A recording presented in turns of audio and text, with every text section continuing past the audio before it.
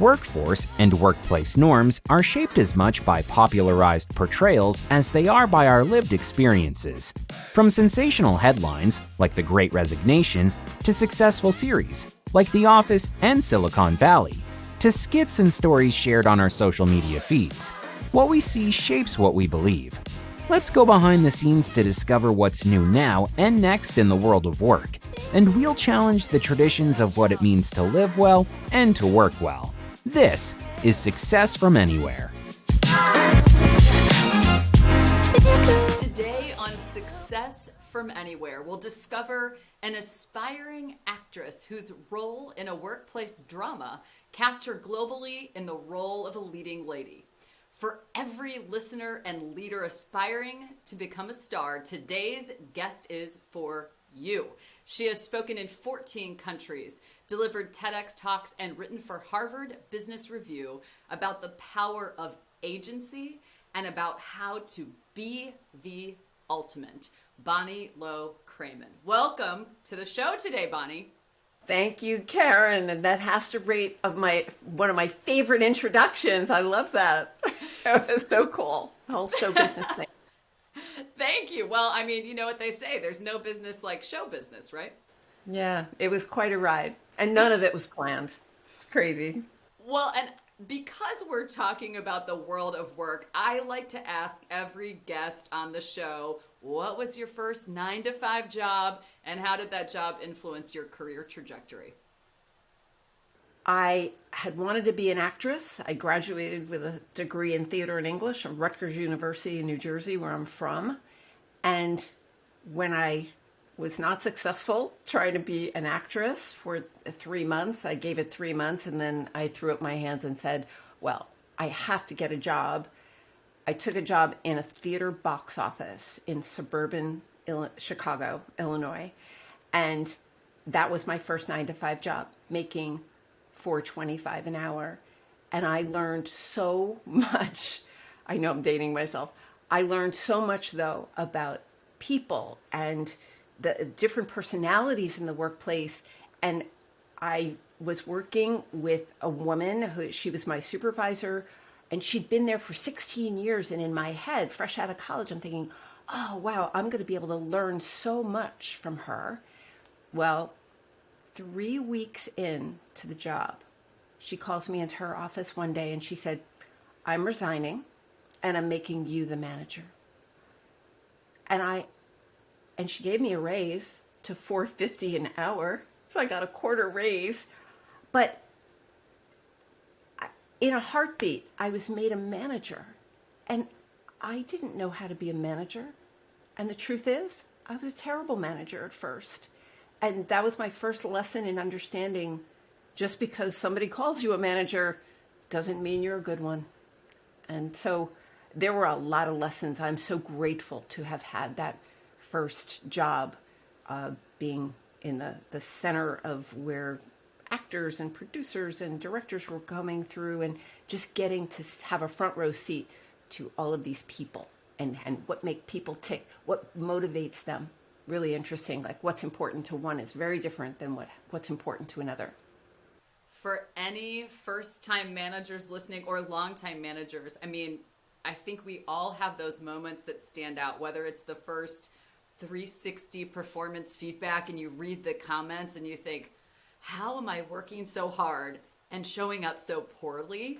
And when I was watching your TEDx talks and reading your Harvard Business Review articles, I was shocked by your statistic about the average age at which managers and leaders receive their first training about how to do that job well. Take us inside that story. Oh boy. It is a key story to what motivated my new book called Staff Matters, coming out in February of 2023. I was in London at a conference. I was going to be speaking at the conference, and I was standing at the back of the room as I watched the opening speaker deliver her talk. And there were about 250 high-level executive assistants in the room. And she asked a question of the audience that I hadn't heard asked before. And this was 2012. And she asked the audience, how many of you feel well managed? And Karen, from the back of the room, I watched very few hands go up, maybe 25, and most were very lackadaisical, very kind of Tentative, like, yeah, very tentative. And some were, yes, absolutely, I feel well managed. But but the vast majority of the people did not raise their hands. And we're talking seasoned assistants in this room. These were not babies. These were professionals. And I remember thinking at that moment, what is going on? Why is it? Why? Because these people would be honest. Why is it that they do not feel well managed? I came home to the United States and I started doing research and found an article in Harvard Business Review written by Jack Zenger. And Jack and I have since, we know each other, and I've been in his audiences and he's written leadership books. Jack and his team did research of 7,000 leaders around the world, and they asked them, they figured out the average age that a leader gets their very first training in managing people, and it was 42. This was mind-blowing information to me, and it sounds like it was for you too, because this explains it. I thought, aha, this was my aha moment. I thought, this explains why so few hands were raised. It's not that leaders are setting out to be poor leaders, but like me, when I was told you're the manager, I didn't know how. I had my degree in theater and English. I learned acting. I learned lighting. I didn't learn how to manage a staff, and nor did those leaders who were managing those, mostly women. The profession of assistants is 93 to 97% female.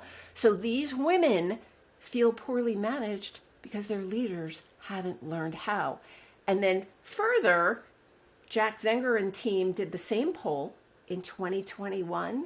I listened to the podcast, and again, my mind exploded because the number has gone up. The average age is now 46. So, for me, it all comes down to solving the things that are broken in our workplace. Like many things, for me, comes down to education and training. I think much more of it is needed, clearly. And I completely agree that those statistics are correct, because in 14 countries, I asked that same question in the rooms of my students, and the results are essentially the same as what happened in London in 2012. Expectations without education is risky business. I mean, that's what strikes me from what you said. We have these expectations that leaders will be driving outcomes, certainly, and, managing productivity, let's say. And at the same time, we have an increasing expectation of this high level of emotional intelligence and empathy, and yet we are not training people with those skills. We're not reskilling leaders to know how to do this. And in fact, you and I were talking pre-show that we don't even have a lot of support from state mandates or laws either. So let's talk about some of this workplace training that needs to go even a step further. Well, so let me just share that after I discovered that statistic, I started looking at business school curriculum, and in fact, that course is not really there in most curriculum. And so my head was like, well, if leaders are not getting it in business school, where then should they get it? And then, of course, that leads you to, well, they're going to get out of college and then get their first job, and like, here, meet Jessie. She's your assistant, and here's your team. Just because someone is great at accounting does not equate to being a great manager of the team who supports the accountant. It's just not logical. So what I discovered fairly recently was that only 6 out of 50 states in America require sexual harassment training, any kind of behavioral cultures of respect training. And that was another aha moment, frankly. because if, obviously then the other states, it's optional and it's left up to their discretion of company leaders. But Karen, you and I both know that this kind of training costs money. So it's a choice, but we've got this landscape of the great resignation. We've got lots of people quitting, and we know that many people have quit in the aftermath of the pandemic due to toxic work environments caused by poor leadership. And we've just talked about why that is. So for me, it comes down to, where are company leaders in 2022 and beyond going to spend their money? Are they going to continue spending money trying to replace the people who have made their stampede to the exit? That's very expensive to replace people.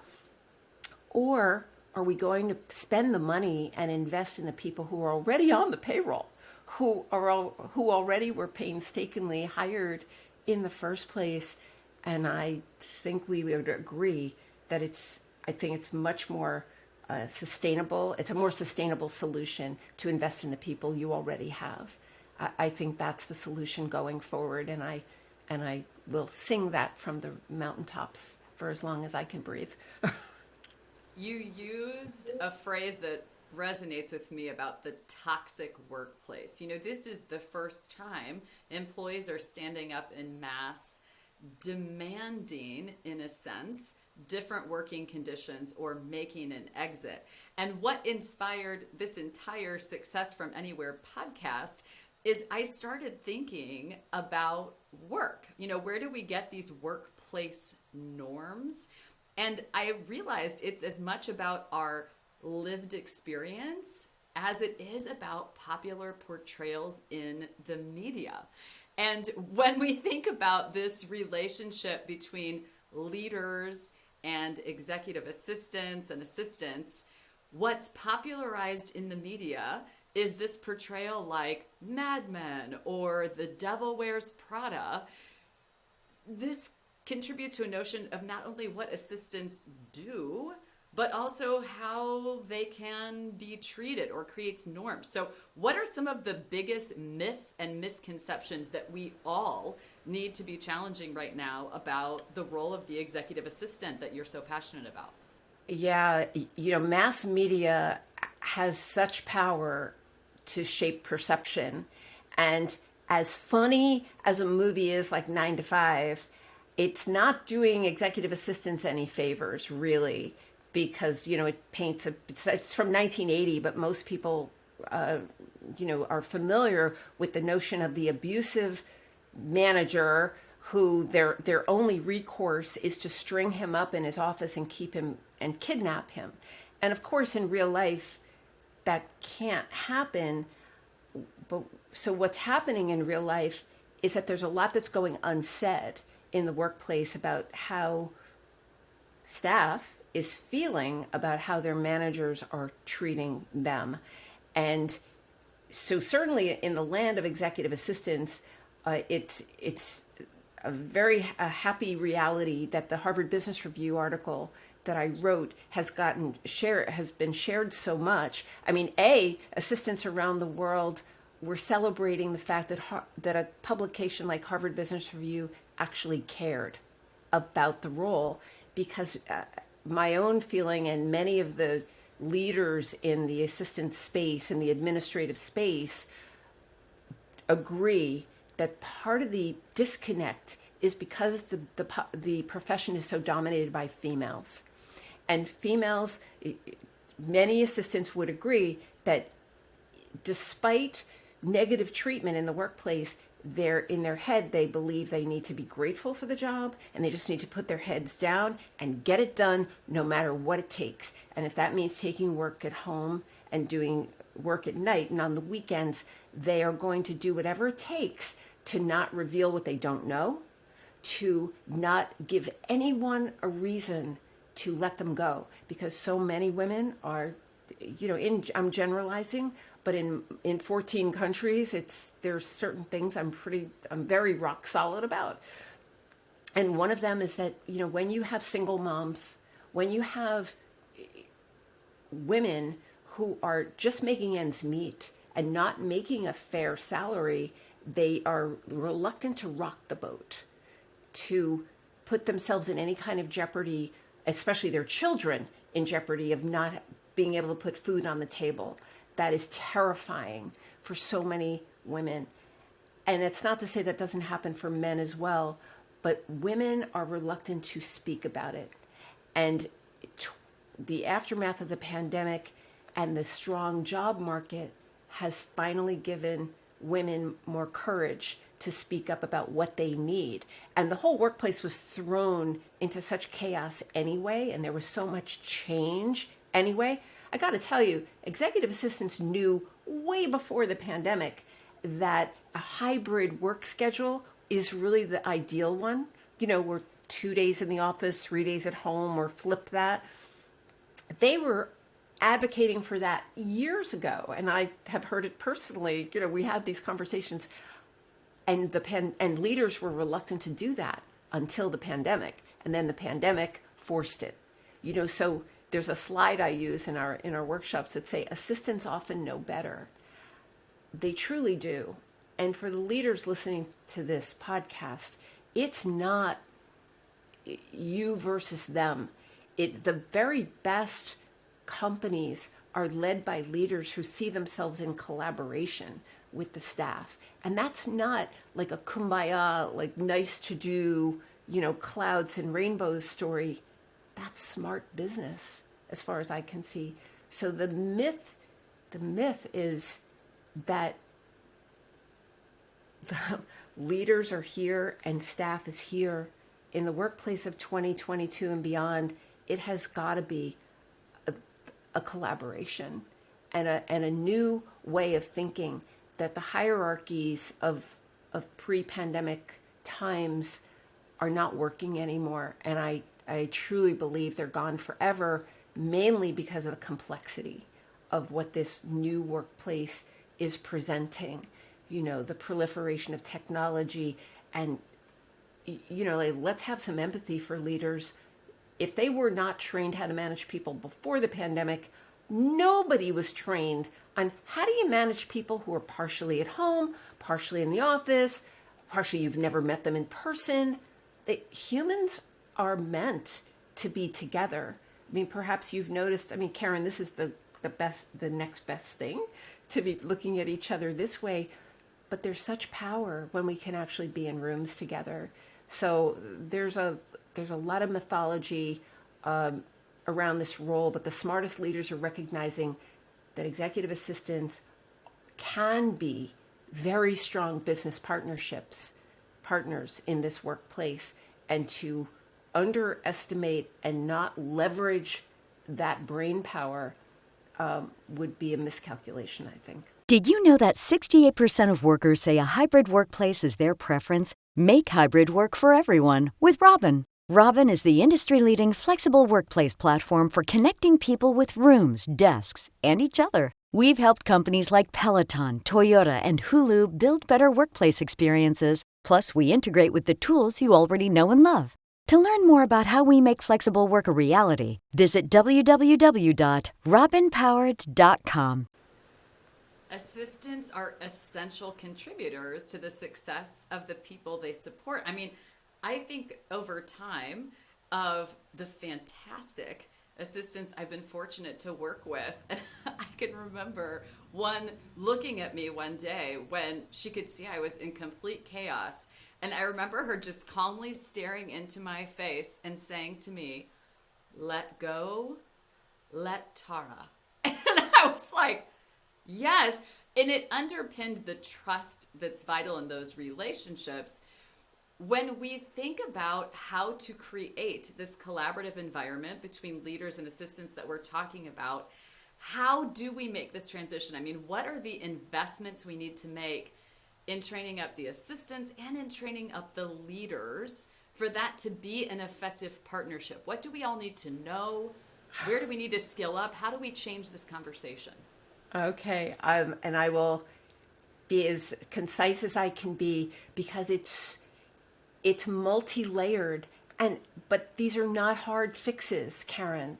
It begins with the language we're using on the website, on materials about the culture of the company. Most companies have a careers tab on the workplace. Where is anybody going to go if they're looking to work at any given company? They're going to go to the website. And so many companies are missing the boat when it comes to that space to articulate in words and graphics and videos what it means to work at that company, and therefore what the leadership is all about. I mean, that's the first kind of step to making that partnership. There's a vivid example is there's a Black assistant in New York City, and he said he goes to a company website, and if he doesn't see any people of color or any diversity at all in language or graphics or videos, he's like, why should I bother? It sends a message, right? That would make a lot of sense. So then it comes down to the creation of a job description that is detailed and not generic. There's so many complaints by assistants that the job description that they get hired in at companies bears very little resemblance to the one they end up doing. And that makes somebody a staffer feel like, who's asleep at the wheel here? Leaders setting expectations. And this comes down to putting time and attention. There's no magic here. Any partnership, any relationship takes hard work.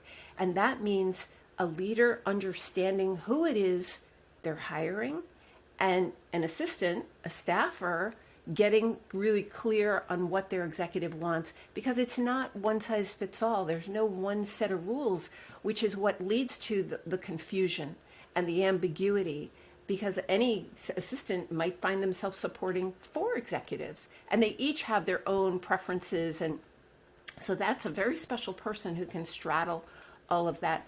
But a leader, the smartest leaders, take the time to spend time with their staff, because it's not only the job description that a staffer's doing, it's what they know from their experience and who they know.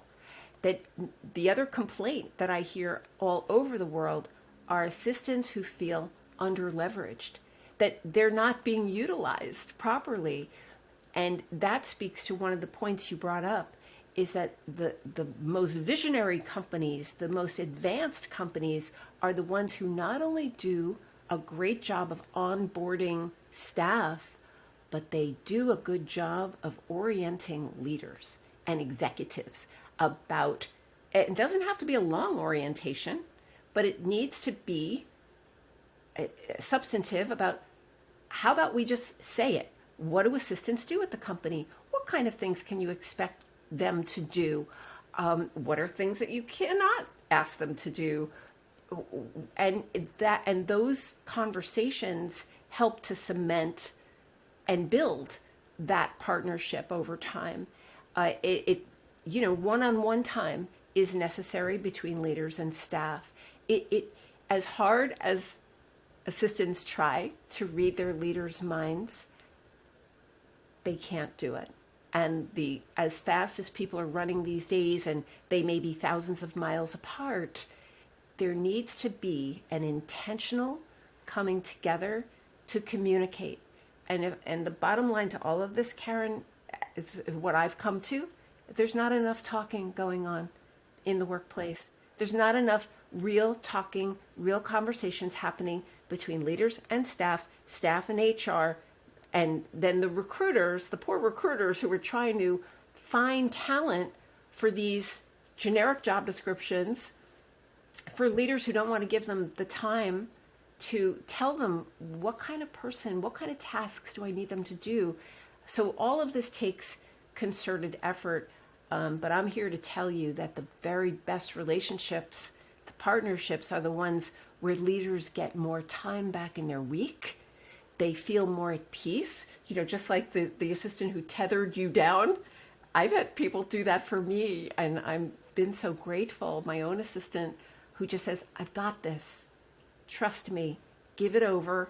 and I'll handle it. And the truth is, for leaders, even though leaders know how to do their own correspondence, know how to do their own calendaring, I argue it's not the best, it probably is not the best use of their time.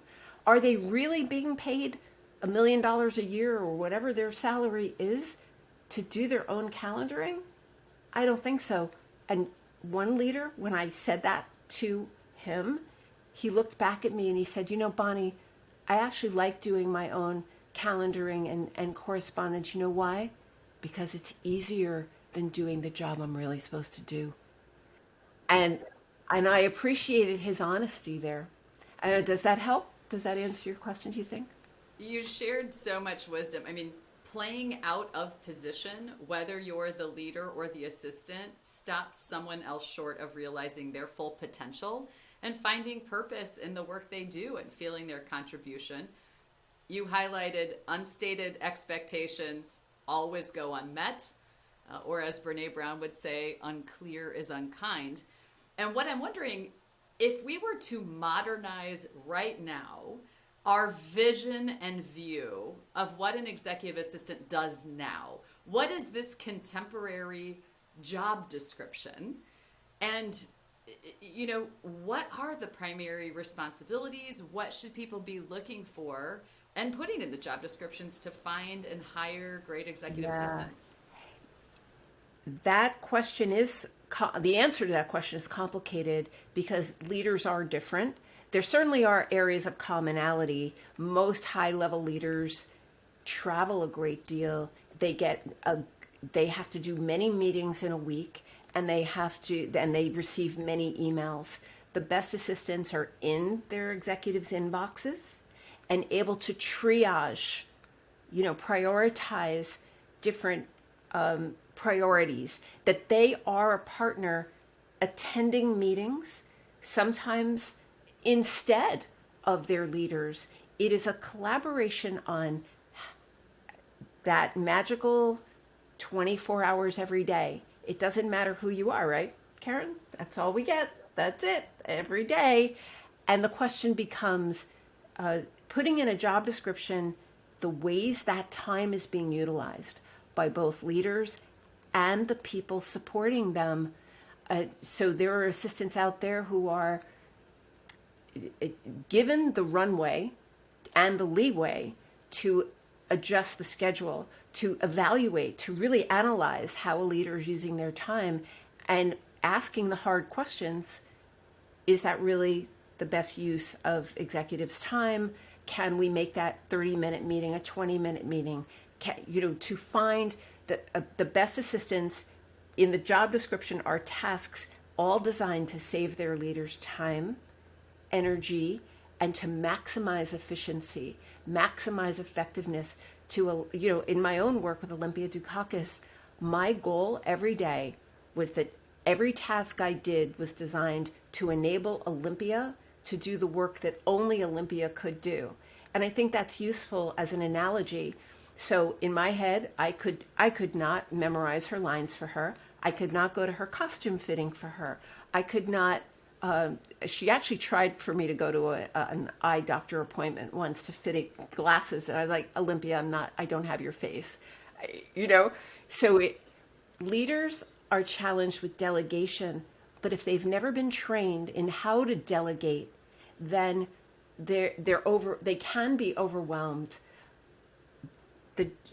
To leaders, and I have these conversations almost weekly, I advise that step one is to identify those tasks you don't like to do, you're not good at, and as Olympia used to say, sometimes you have to throw money at it. Sometimes you just have to throw money at the. We have to. It's the perfect mug for today. Sometimes we do. Sometimes you do need money to solve challenges, right? I mean, This isn't all free. Well, we're paying a price somehow. I mean, I'm so glad we're talking about this. Money, it comes down to how leadership is spending money in companies.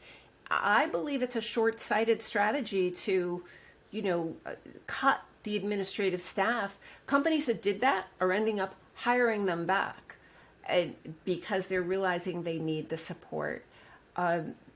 It's just about the use of time and what is going to achieve the goals of leaders and the vision of the company. How is that going to happen?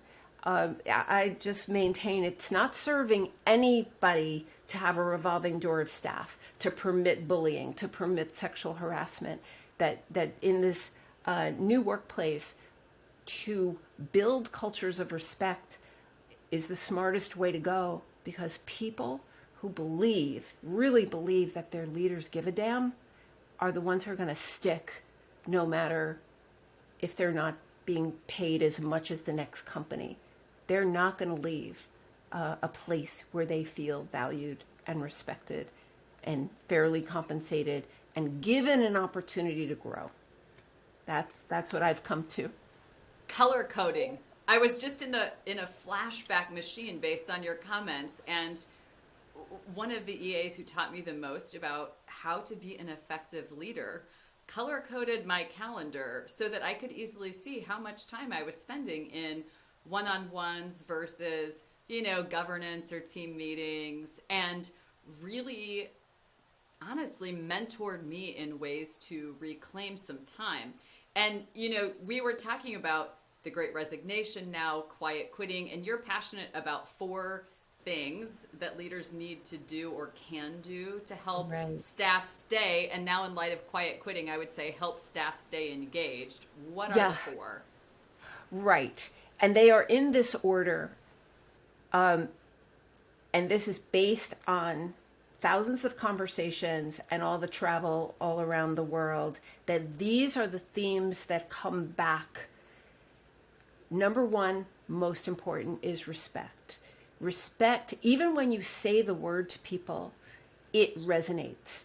And at our core, we want to feel that we matter.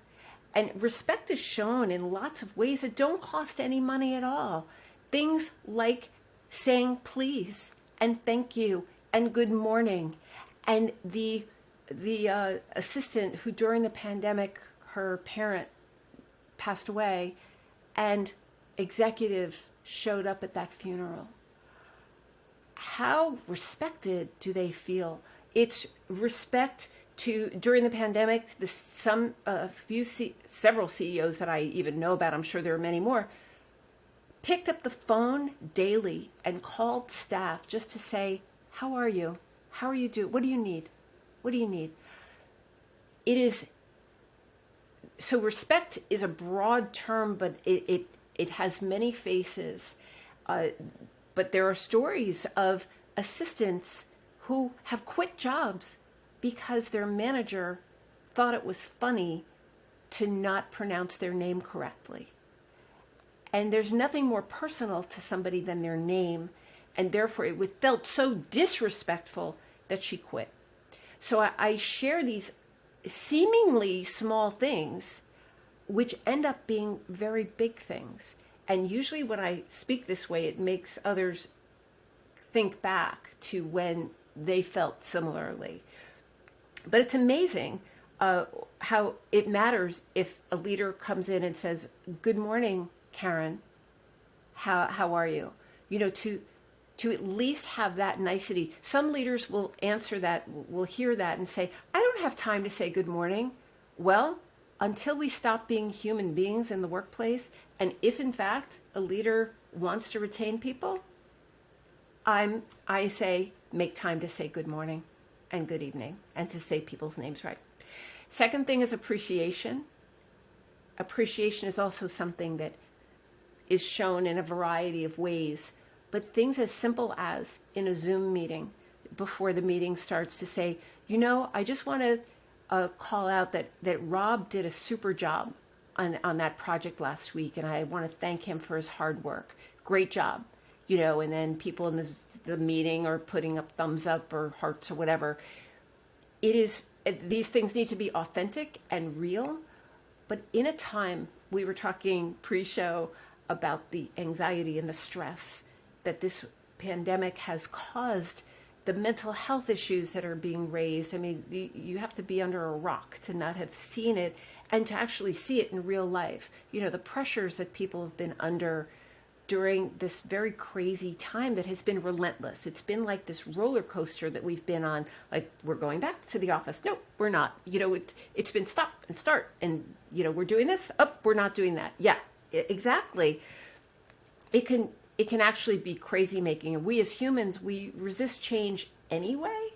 And wow, we've seen, my theory is that as much as we knew about people before the pandemic, that there's a whole lot we learned about them during the pandemic. You know, we now know about people's pets and their home situations and things that we really didn't need to know prior. But appreciation is shown by the treatment of others as individual humans.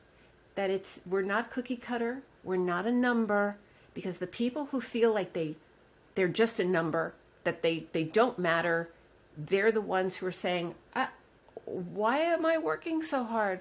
What?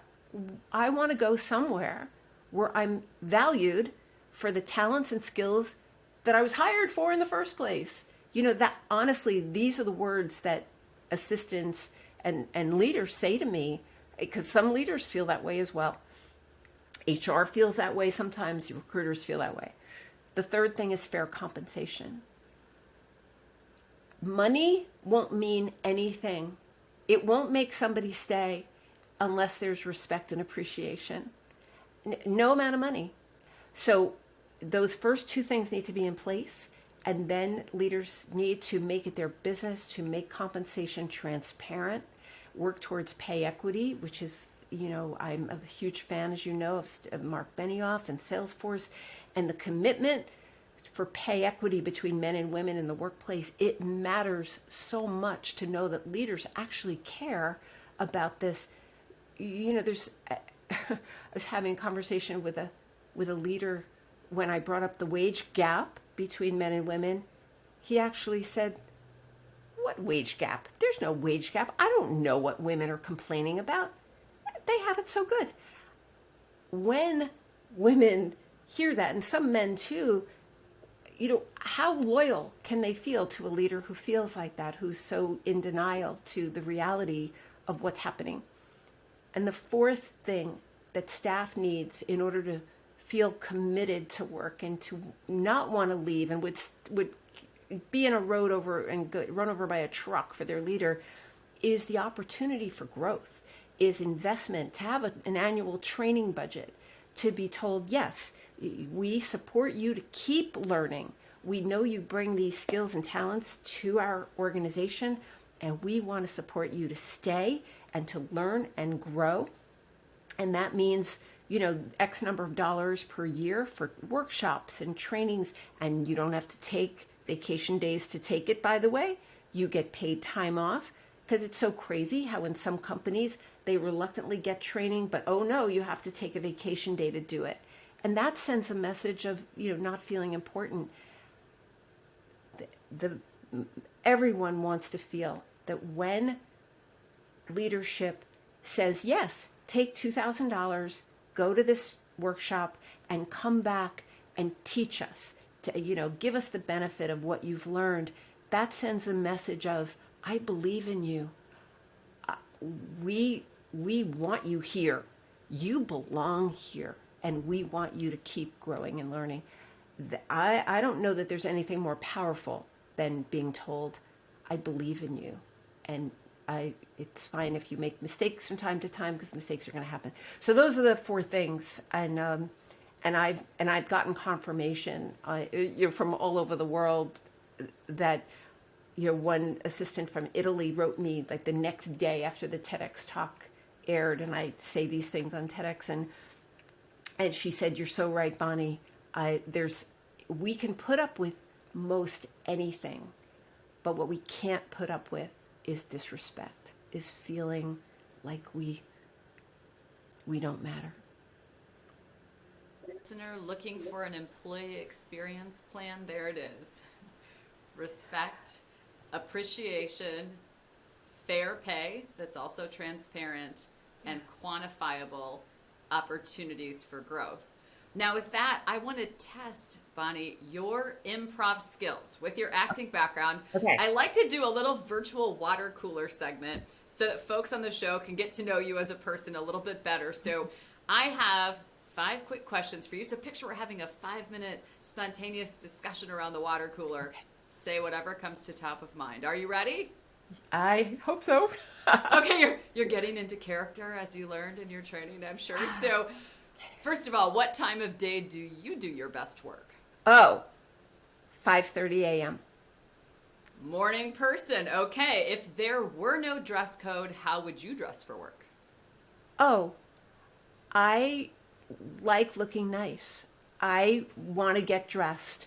Makeup, not necessarily, but I want to be dressed when I feel like I have, that if I was on camera, no one would say, oh, it's not my style to be sloppy, or no, I really do like looking good as I can. What is the part of your routine that you most look forward to each day? Coffee. If they ever discover that coffee is bad for you, I think I'm just going to have to die.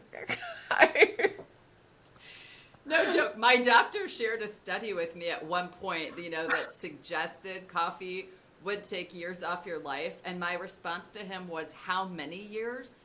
And when he couldn't give me an answer, I was like, I'm willing to roll the dice on this. You know what? I'm with you. I'm addicted. I admit it. I'm an addict. If you could have any job in the world, what would you do? Oh, okay. I would be the head of signage in the United States, the head of road and street signage, because it irks me so when I travel a lot, and I believe New Jersey, where I'm from, is one of the most difficult places to drive. I think GPS has changed our life, but it makes me nuts when the name of a street is they've got like 3 of them in the same town. Signs that are covered by foliage, they're faded.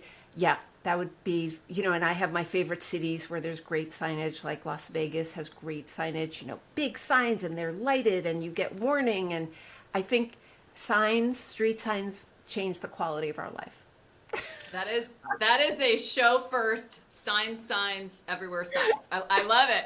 Head of signage. Head of signage. Now imagine there are 25 hours in the day instead of 24. How are you going to spend your extra hour? Oh, easy. I would be in a place with a playground with my 2 granddaughters. Yeah. They're 3 and a year and a half. And in them, I get inspiration for what's possible. And frankly, I feel like the clock is ticking, that by the time they're in the workplace, I want some of the things we were talking about in this call to be better, to be fixed. And I'm going to do what I can to make sure of that. Well, and as we close, how can listeners connect with you? And also, what are you most excited about that you're working on with regard to the current workplace? Yeah, Karen, I am so excited about this book that's coming out in February of 2023 called Staff Matters. I too care about giving a voice to the people in our workplace, and this book does that with case studies and interviews. I've done over 1,500 interviews for this book, and it's I believe it says the quiet things out loud. I think it says so many of the things that are not being discussed in our workplace that are needed. If in fact the training for leaders is not happening in business school, my hope is that this book, Staff Matters, gets on recommended reading lists at business schools as a tool for leaders I want to cut them to the chase, about what they really need to be alert to. And even if they can't relate to it personally, then at least they will have a a heads up about like, oh, a reminder, a kind of, a preview of what might happen in the workplace. My website is my name, BonnieLow-Kramen.com. And I have many, many free resources on the website, including a free ebook about workplace bullying and an ebook about anti-racism and how to be an ally. My work is about addressing the elephants in the room, the issues that are slowing us down and stopping us dead in our tracks. Because what I've seen is when men are bullied, sexually harassed, they're paralyzed into inaction, and it preoccupies our brains. We cannot do great work when we're being disrespected in any way in the workplace. So I want leaders to hopefully start moving their minds towards how do we build cultures of respect, not because it's nice to do, but because it is super smart business to do. Good humans are good business. Thanks to Bonnie Low-Kramen, international thought leader and author of Staff Matters, for presenting us a playbill for a new future of work, and for reminding us that the act that matters most is being a class act when it comes to how you treat the people around you. Thanks again for joining us today, Bonnie, on Success from Anywhere, because success is not a destination, success is not a location. Success is available to anyone, anywhere, at any time.